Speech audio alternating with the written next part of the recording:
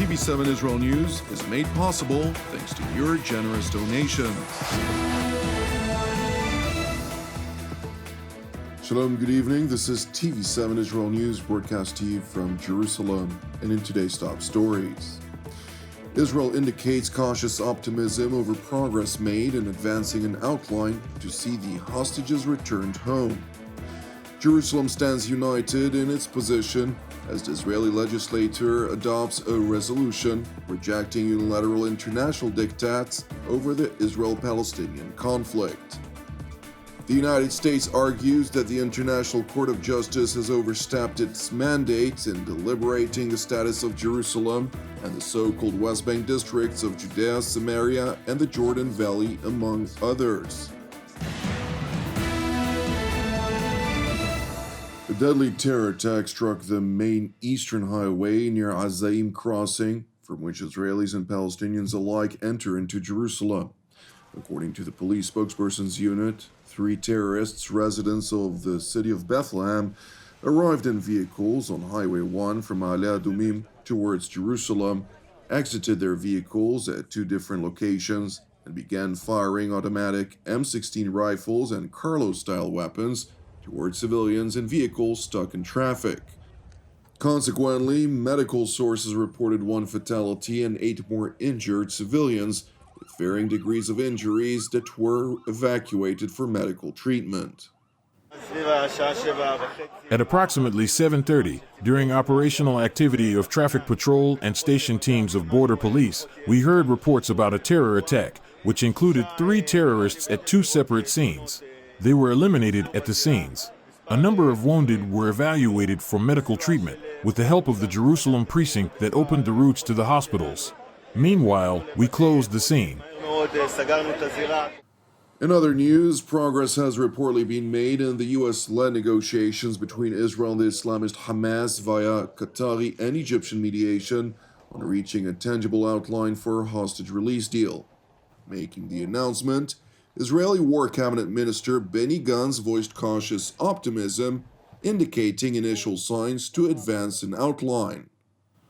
There are attempts to advance a new arrangement these days and initial signs that indicate a possibility to advance. We will not cease to find the path and will not miss any opportunity to return the girls and boys back home. While further pledging to leave no stone unturned in the quest to see all hostages returned back home, Minister Gantz signaled the international community that failure to reach a deal would end hopes for any type of cessation of hostilities. In the battlefield, we are ahead of an operation in Rafah, which will ensue after the civilian population is evaluated from the area. The importance of evaluating Rafah is to enhance the ability to strike at the Hamas forces operating there and the need to demilitarize the Gaza Strip. I repeat, if there is no outline for the release of the hostages, we will also operate during the month Ramadan. Since the last hostage release deal, we did not cease to fight for even a single day, and we will not cease for even a single minute without the return of our hostages. In any event, we will continue to fight with the necessary force until we remove the threat of Hamas. The Israeli War Cabinet Minister went on to address a resolution that was overwhelmingly adopted in the Knesset, Hebrew for Parliament, which explicitly rejects any unilateral attempt to impose on Jerusalem a so-called 2-state solution to the Israel-Palestinian conflict. Today we passed a resolution in Parliament with a large majority opposing the unilateral declaration of a Palestinian state. After the October 7th, it would be a mistake to give such tailwind to terrorism. Political arrangements need to take place directly, otherwise they will not be sustainable. And in any future situation, Israel will maintain its operational security capability throughout the entire Gaza Strip. Our mission is 100% security control and 0% civilian control. Many actors will be able to operate in the field, just not Hamas. As was mentioned by Minister Gantz, the Israeli parliament voted on the government's declaration, rejecting unilateral diktats vis-a-vis a so-called two-state solution. Members of the Knesset, here are the results of the vote: 99 in favor, 9 against. I determine that the government's announcement was accepted. Addressing the plenum, Prime Minister Benjamin Netanyahu held the overwhelming support shown in the vote, highlighting Israel's unity in the face of any international attempts to bypass the fundamental right of parties to any dispute per the United Nations Charter to seek a solution by negotiation rather than predetermined international diktats. The people of Israel and their elected representatives are united today as never before. The Knesset voted overwhelmingly to oppose any attempt to unilaterally impose a Palestinian state on Israel. Such an attempt will only endanger Israel and will prevent the genuine peace that we all seek. Peace can only be achieved after we achieve total victory over Hamas and through direct negotiations between the parties, direct negotiations without preconditions. Toda rabah. While Netanyahu's evident victory in the face of recent international discourse over rising prospects of a two-state solution, Israeli opposition leader Yair Lapid, whose party voted in favor of the government's declaration, sought, however, to pour cold water over its essence, claiming that the Biden administration, which is known to favor Lapid over Netanyahu, had no hidden plans to advance a unilateral solution to the decades-old conflict. Mr. Prime Minister, myself and my party have voted for this offer, but as you and I well know, there's really no such a thing. As you well know, my relations with the American administration are much better than yours, so I went and checked with them. There is no such thing. You made it up. You made up a threat that doesn't exist. What are we talking about? There is no single official in the world that offers a unilateral recognition of the Palestinians. You made up a spin so they won't talk about signs of you are guilty. Because you are guilty, you are the head and you are guilty. There is no such offer. I have no issue voting in favor. We are against unilateral steps, but there is no such offer by no official. It is interesting to know that 12 Israeli legislators voted to block international attempts to impose a permanent solution to the conflict unilaterally. The International Court of Justice in The Hague continued to hold separate public hearings on the status of Jerusalem, Judea, Samaria, and the Jordan Valley from a list of countries, the majority of which indicated clear bias, irrespective of the fundamental principles of international law. In contrast, the United States addressed a 15-judge panel, during the course of which it stressed that it challenges the court's jurisdiction over the matter, as was set in the founding principles during the establishment of the United Nations. Under the established framework, any movement towards Israel's withdrawal from the West Bank and Gaza requires consideration of Israel's very real security needs. We were all reminded of those security needs on October 7, and they persist. Regrettably, those needs have been ignored by many of the participants in asserting how the court should consider the questions before it. In sum, it is important that the court keep in mind the balance that the Security Council and General Assembly have determined is necessary to provide the best chance for durable peace.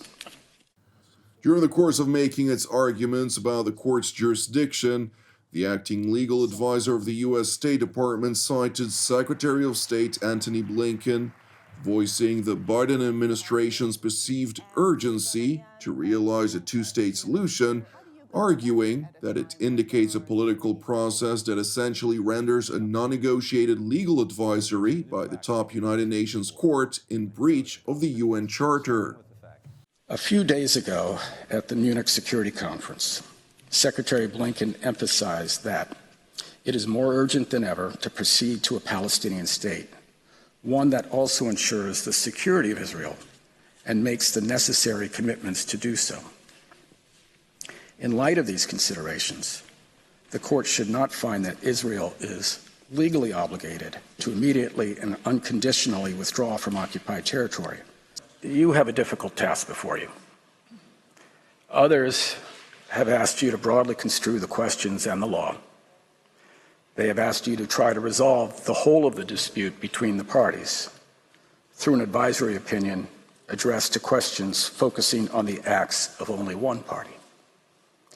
The United States disagrees with that this approach would be consistent with the court's role within the United Nations or the established UN framework for achieving peace through negotiations. The U.S. State Department's legal team further contended that the situation in the so-called West Bank poses a direct security threat to the State of Israel, which once again falls outside the jurisdiction of the International Court of Justice.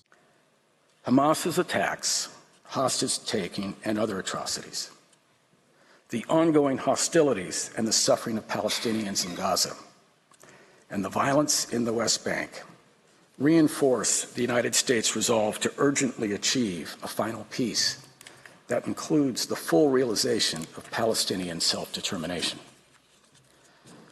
The current crisis illustrates the vital need to achieve this peace, this final peace, with a Palestinian state living safely and securely alongside a secure Israel, fully integrated into the region. Meanwhile, the Palestinian Authority's Foreign Minister, Riyad al-Maliki, seemingly failing to understand the legal arguments of the U.S. team, sought to ridicule the case made by the United States versus the International Court of Justice's mandate in casting a non-binary advisory that could only further impede Ramallah's aspired outcome. I expected much more. I didn't hear anything new. They repeated their written statement again. They focused on the political dimension rather than the legal one, and this is not the case here. But anyway, they even quoted Secretary Blinken more than twice, which really reflects, that where they stand is not that strong. Thank you for watching TV7 Israel News. Tomorrow evening, TV7 Israel will not air our daily news supplement. Nevertheless, we will broadcast all of our other programs per usual. Separately, it is important for us to mention that TV7 Israel is a donation-based non-profit ministry with all of our productions available free of charge. Therefore, if you're blessed by our daily updates and would like to help us bear the costs, we would appreciate it if you would support TV7 with a donation. You can do so by visiting our website at www.tv7israelnews.com. Last, but certainly not least, I would like to encourage you, pray for the peace of Jerusalem and salvation of Israel. Jonathan Hessen wishing you a Shabbat Shalom u'mevorach, and God willing, we'll see you during our upcoming TV7 Israel updates. Until then, Shalom from Jerusalem.